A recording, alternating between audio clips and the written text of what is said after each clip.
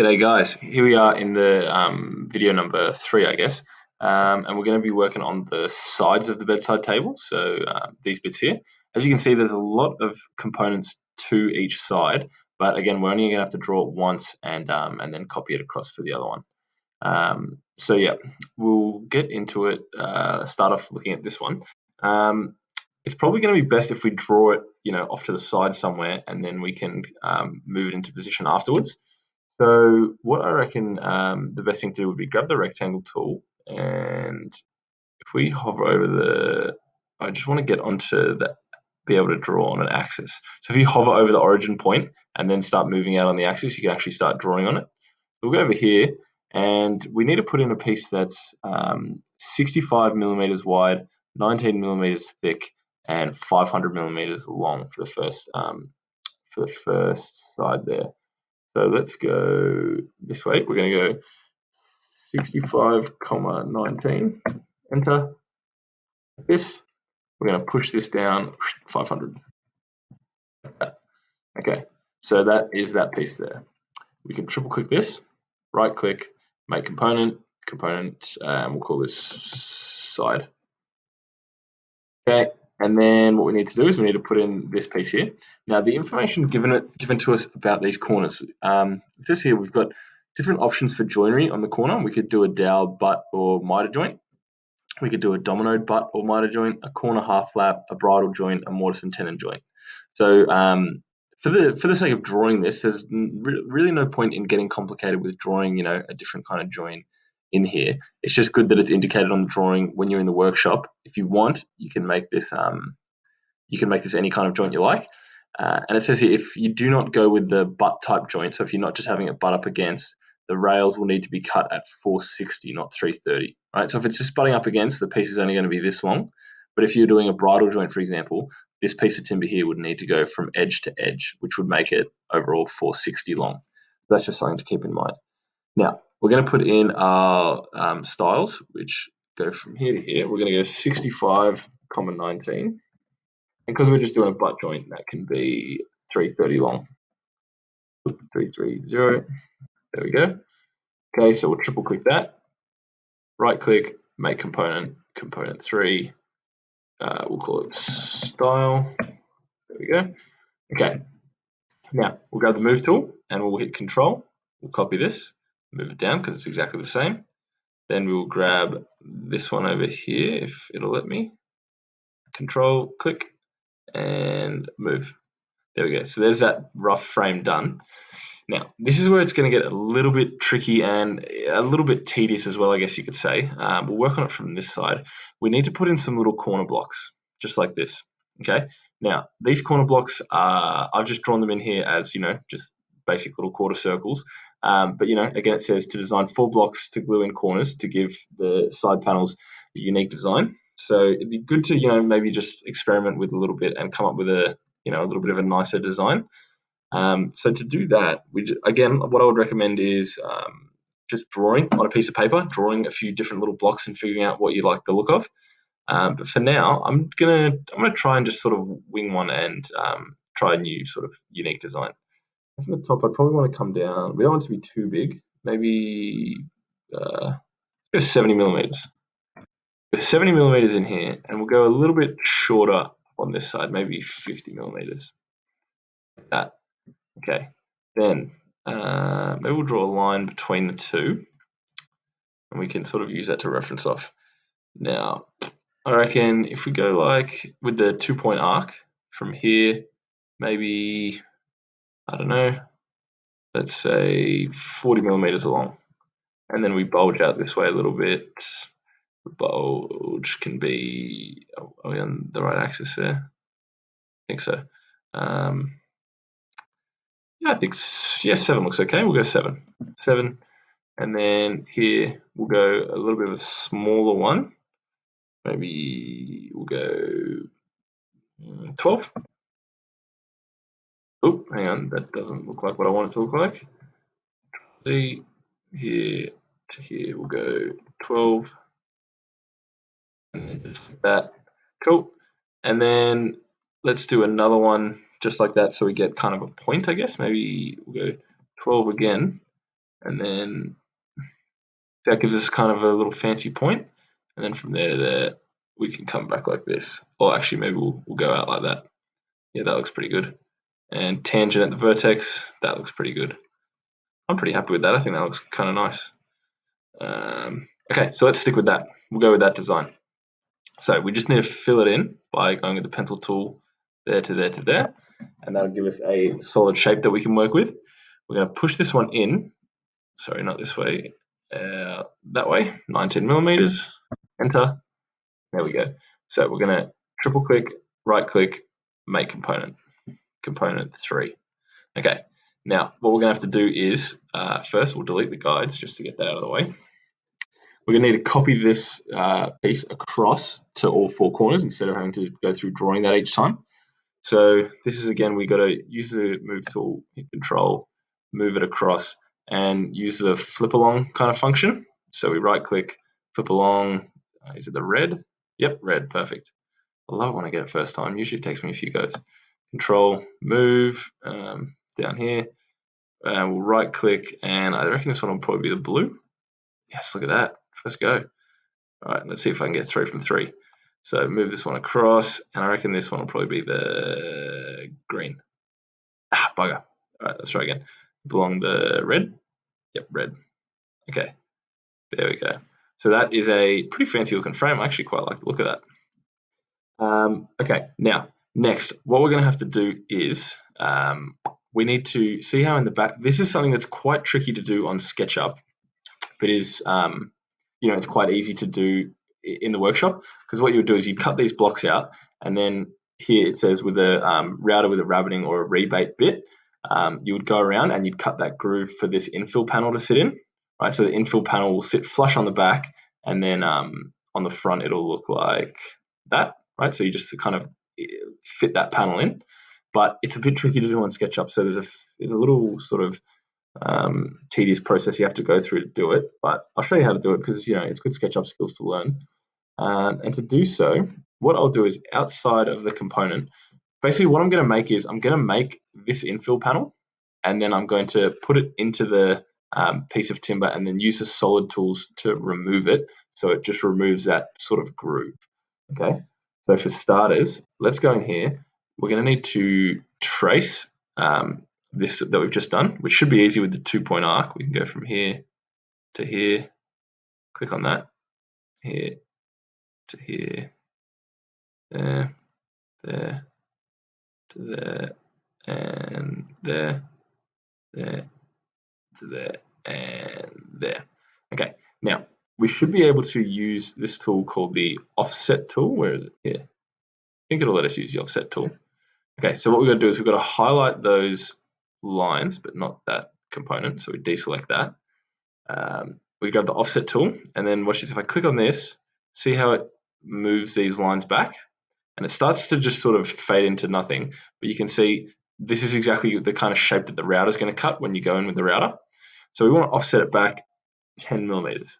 Okay, so it kind of just keeps that consistent shape whether you go forwards or backwards. So you could also offset that line this way, and it would just sort of increase the shape depending on which direction you go.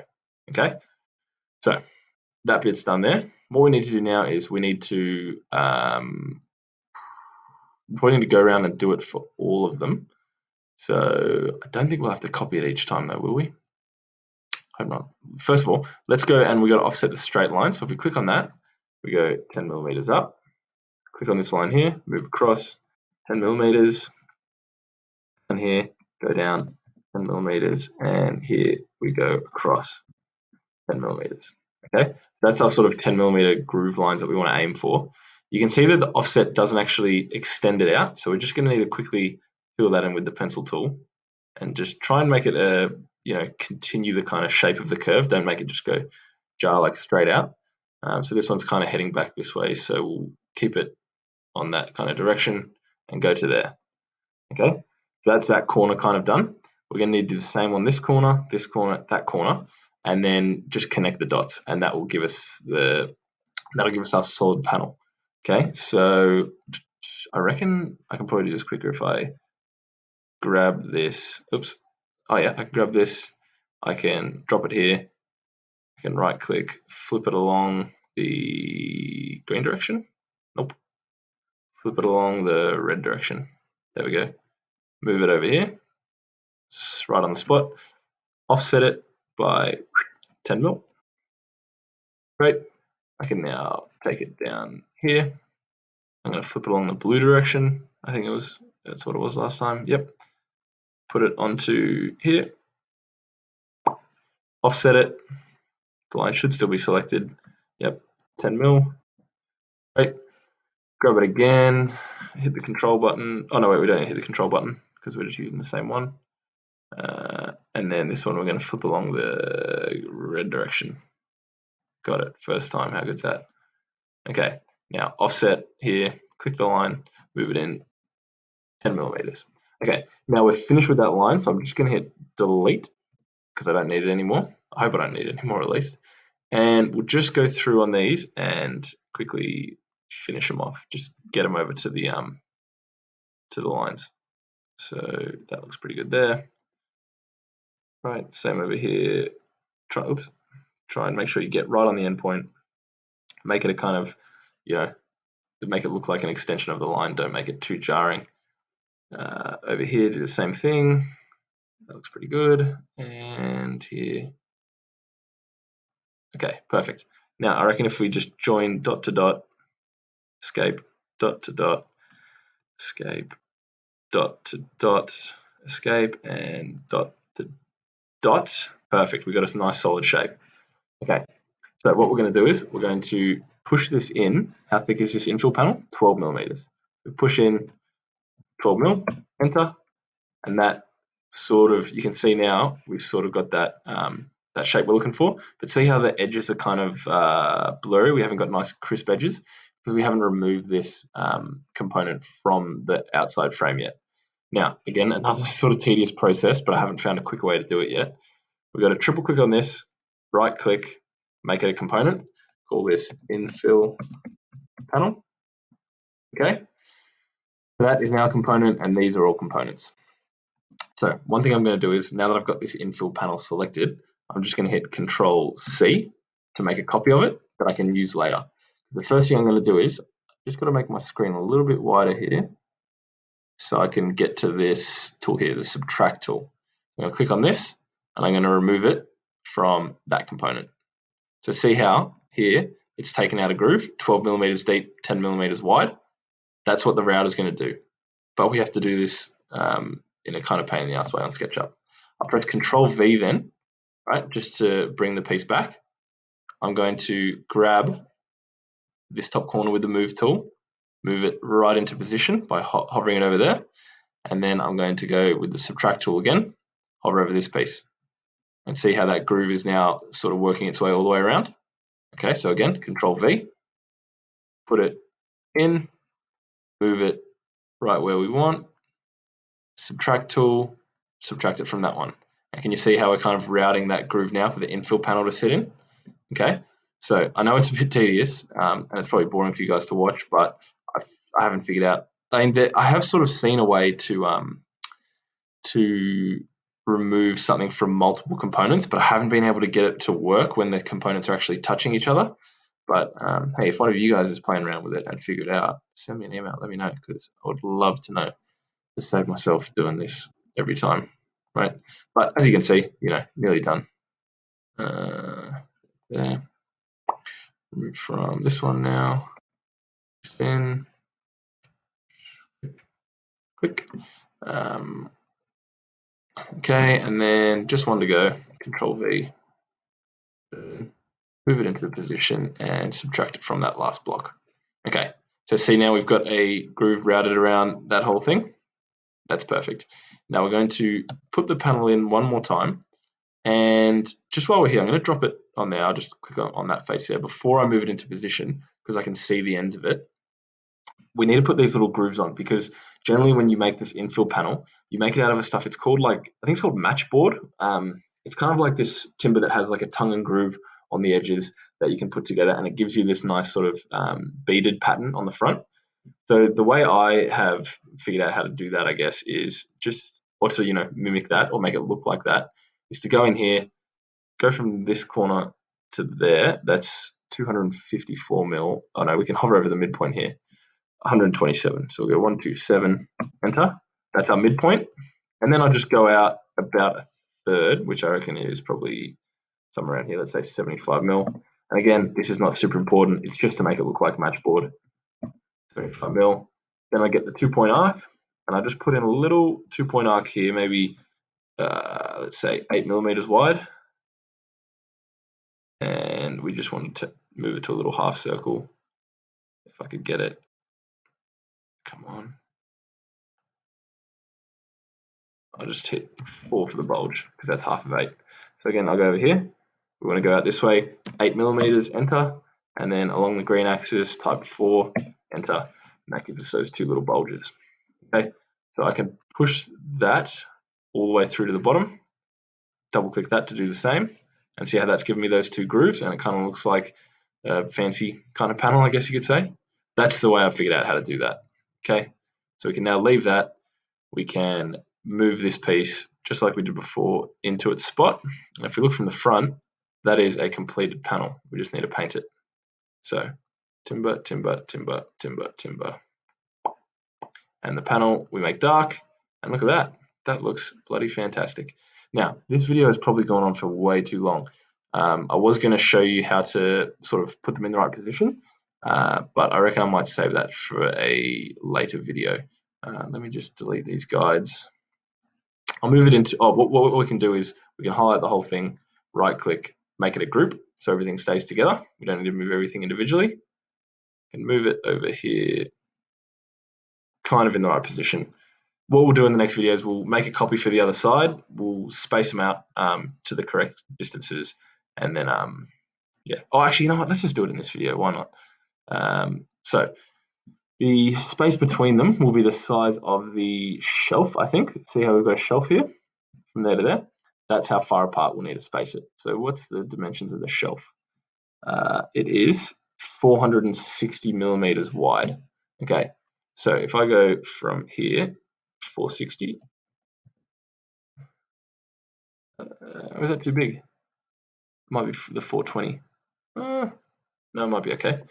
Okay, let's quickly grab the move tool. We'll make a copy of this side. So we've got 2 sides. We will, how can I get this to turn around? We'll go flip along the red axis. Oh, Control Z. Flip along the green axis. There we go. And move from this corner to there. Right, so that is them separated at the right distance. I think that's too much though. Let's find out. We'll hold it. We'll go to the pointer, hold down Shift, select that, so we've got them both selected, and move it across over here. Yeah, I think that's too wide. I think it might be the other dimension of the shelf, 422. That might be the front of it. So let's fix that up quickly. Get the measuring tape, measure from here, 422, enter. A little guide point there. We just want this component, and we'll move it, to that guide point. Okay, we can select both now, like that, and move them across. We'll get them right across on the green axis till they line up with this edge here. Okay, we can then measure this gap, which looks like, what do we got? 16 mil. So we just need to move it along this along this direction, 8 millimeters. Right. Then we'll have a gap of 8 millimeters here, 8 millimeters there. Right. Then what we're going to do is we'll do the same thing this way. We move it so it lines up perfectly there, and we'll measure this gap. And we've got 16 millimeters. Okay, so we move it 8 millimeters again. So along the red direction, 8 millimeters, and then it is perfectly centered on top of that base. Okay, so that's how we get the top and sides in, the 2 side pieces in position. Okay, edit, delete guides. Let's make sure we save. We did a lot of work then, so we don't want to lose any of that. And yeah, that looks pretty good, guys. We'll do we've got the infill panel done. Yeah, we'll put the shelf in the next video, I reckon, and the backing board.